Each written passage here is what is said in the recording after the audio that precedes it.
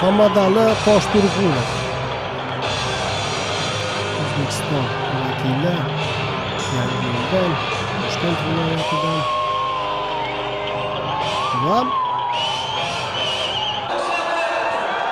Islom Muhammadjonov, qirg'izistonlik sportchi.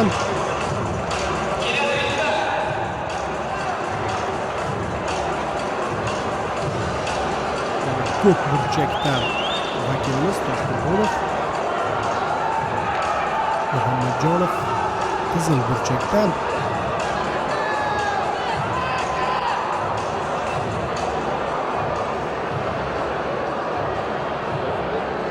Bu sportchilar 74 kilogramm vazn toifasida bahs olib borishadi.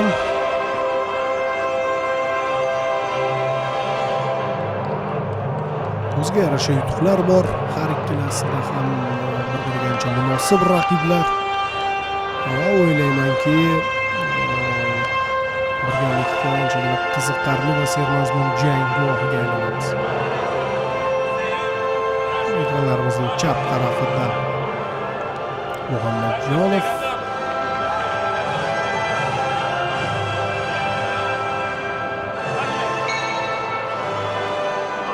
birinchi raundga start berildi. Demak, Toshturg'unov, Muhammadali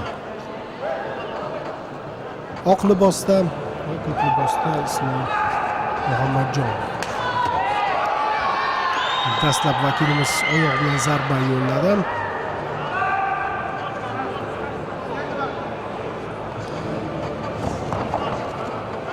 Yana bir urinish. Oyoq bilan keyingi hujum. Qo'l harakatlari evaziga amalga oshirildi. Mana bu yerda raqib ring chetiga kelib qolganidan foydalanib, tizza bilan ham zarba berishga urinib ko'rdi Toshturg'unov. Zarba tayyorlayapti Muhammadali.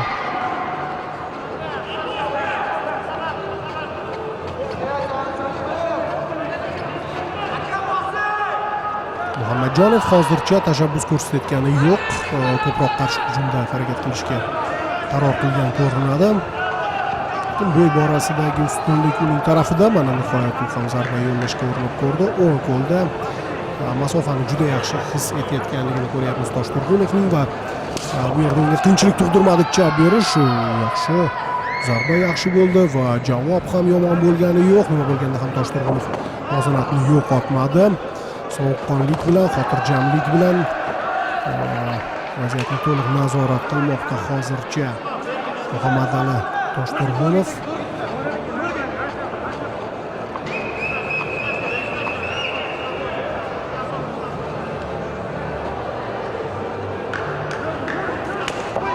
Yaxshi zarba.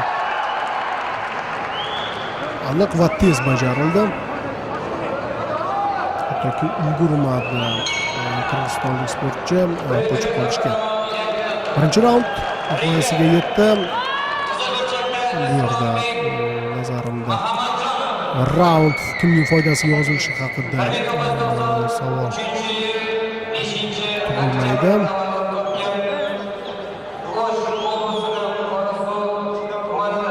Aynan Muhammadali Toshturg'unov faolroq bo'ldi va aniqroq. Yaxshi harakat qilgan edi. Va keyingi chap qo'ldagi berilgan zarba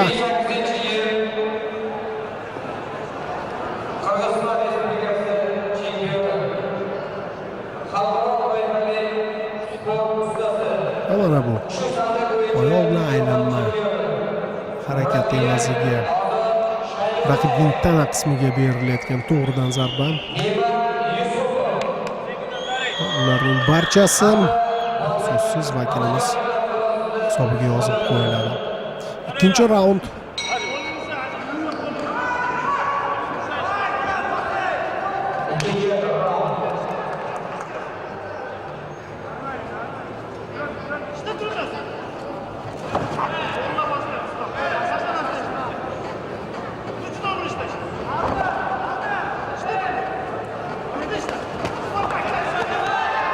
Yaxshi urinish.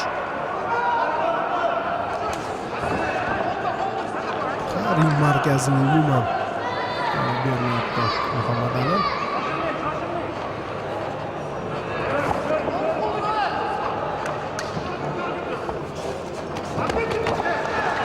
Yana bir hujumni o'tkazib yubordi Muhammadjonov.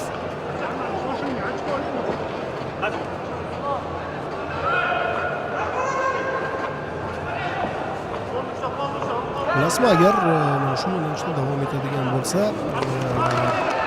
ya'ni himoyada xatoga yo'l qo'yadigan bo'lsa, ketma-ket ravishda jang muddatidan oldin ham yakunlanishi mumkin. Bu bevosita Islom Muhammadjonovga tegishli bo'lgan tahlil, ya'ni Muhammadali Toshturg'unov kuchli zarba sohibi, aniq ijro etiladi zarbalarni. Agar himoya yordamida o'sha zarbalarni kuchini kamaytirmasa, qirg'izistonlik sportchi yiqilishi ham hech gap emas. O'tkazib yuborilgan zarbadan keyin juda chiroyli uslubda hozir Muhammadali o'z raqibini yiqitdi. Lekin bu yerda hisob ham ochilmadi, chunki nokdaun qayd etilgani yo'q. Raqib ham darhol o'rnidan turdi va ikkinchi raund yakunlandi. Ajoyib raund. İkinci round yapıldı. Ringde konkursunda Muhammadali Toshturg'unov yangiyor. Jismonan ancha yaxshi tayyor ekanligi ko'zga tashlanyapti.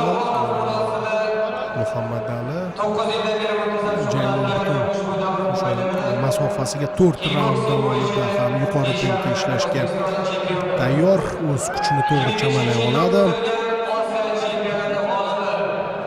2016 yilgi jahon chempionati chempioni. Yaxshi hujum. Universitetlar bo'yicha 2007 yilda bo'lib o'tgan jahon chempionati g'olibi. Va mana aylanma zarba.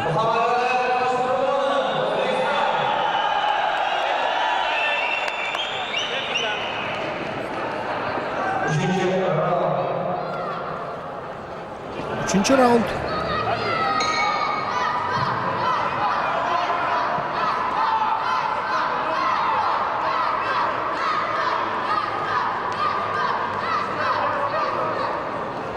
Muhammadjonov sergak tortdi. Uning qarshisida tezkor raqib ekanligini his qildi va shunga qaramay hozir ochiq jangga kirishishga qaror qildi Qirg'iziston vakili, lekin darhol buning javobini oldi. Muhammadali Toshturg'unov bilasizmi, o'zini yo'qotib qo'yadigan sportchi emas. U darhol to'g'ri xulosa chiqarib, darhol qaror qabul qilish salohiyatiga ega va raqibning hujumiga qarab bu yerda vaziyatdan kelib chiqib harakat qilyapti. Bu juda yaxshi xislat. Ayniqsa yakkakurashlarda ishtirok etadigan jangchilar uchun oltinga teng bo'lgan bebaho xislatlardan qobiliyat ham deyishimiz mumkin.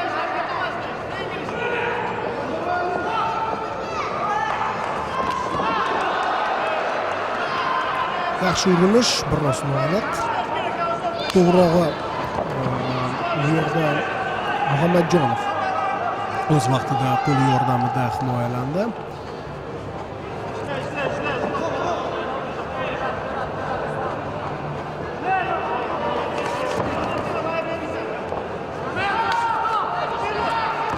Yaxshi.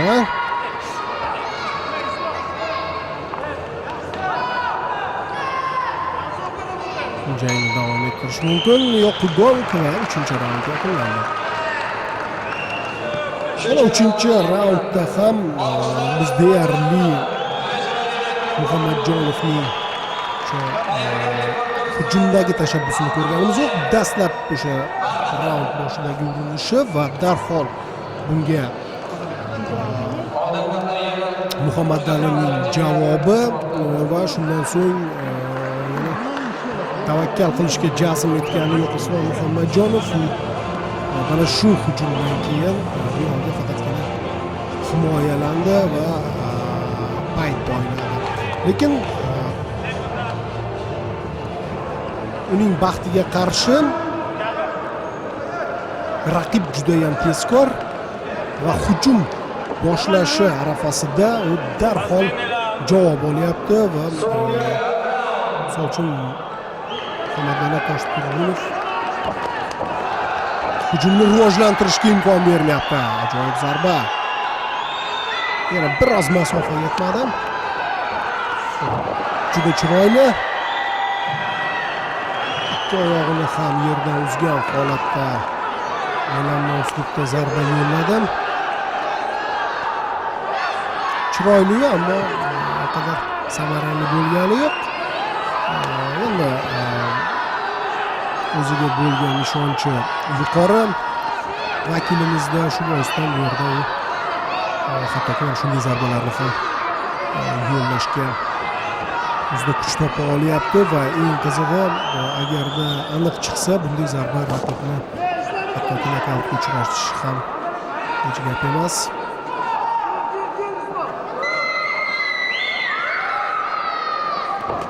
Chiroyli jang.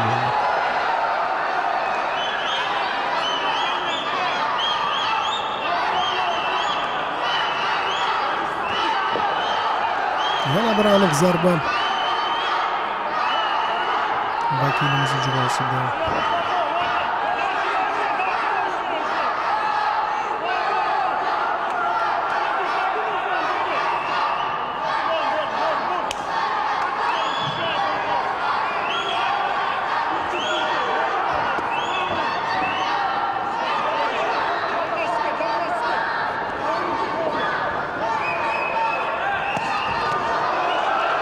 Chalg'ituvchi harakat yordamida Muhammad Ali chap qo'ldan zarba yo'lladi.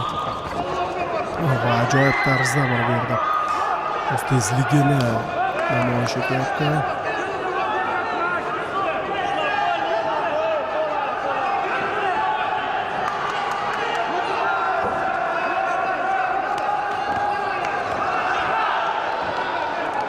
Yaxshi urinish va gol.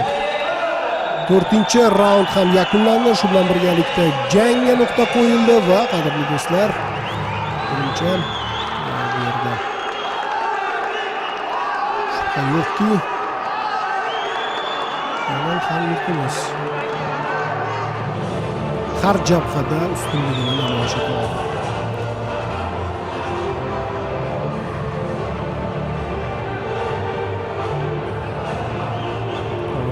Bob jang va mana bunday ajoyib texnika, chiroyli zarbalar, barchasi 71 kilogramm vazn toifasida professionallar o'rtasida o'tkazilgan kombat aikido bo'yicha final jangda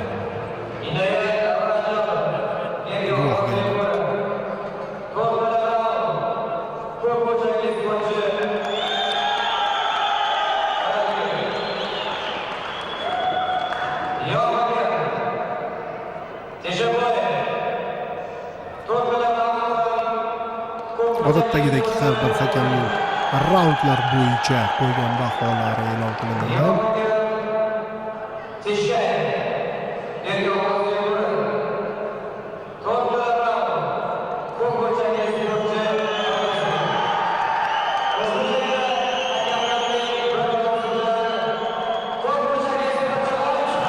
Ham kutilganidek Muhammad Ali Toshturg'unov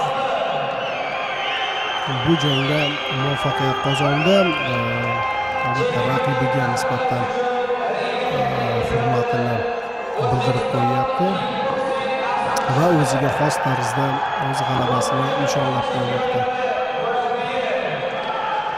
Biz ham o'z navbatida Muhammad Ali Toshturg'unovni ajoyib g'alaba bilan, chiroyli va ishonchli g'alaba bilan tabriklaymiz va tarzda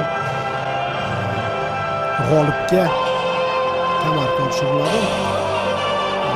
Faxriy sportchilarimizdan Shokir Zokirov Muhammadaliga kamarni topshirmoqda. Demak,